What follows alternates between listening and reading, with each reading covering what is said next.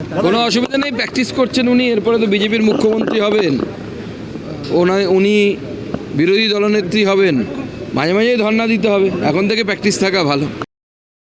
মুখ্যমন্ত্রীর ধর্ণা নিয়ে কটাক্ষ কেন্দ্রীয় মন্ত্রী সুকান্ত মজুমদারের। শুক্রবার বাগডোগরা বিমানবন্দরে নেমে মুখ্যমন্ত্রীকে কটাক্ষ করলেন কেন্দ্রীয় মন্ত্রী। এদিন তিনি বলেন, মুখ্যমন্ত্রী প্র্যাকটিস করছেন ধর্ণা দেওয়ার, আগামীতে বিজেপির মুখ্যমন্ত্রী হবে রাজ্যে, তাই মমতা বন্দ্যোপাধ্যায় বিরোধী দলনেতা হয়ে ধর্ণায় বসতে হবে। এছাড়াও রাজ্যপাল সিভি আনন্দ বোসের পদত্যাগ নিয়ে বলেন, তিনি অসুস্থতার কারণে পদত্যাগ করেছেন, পরিবর্তে সাময়িকভাবে নতুন রাজ্যপাল এসেছে। মুখ্যমন্ত্রীকে জানিয়ে রাজ্যপালের নিয়োগের কোনো কথা নেই সংবিধানে।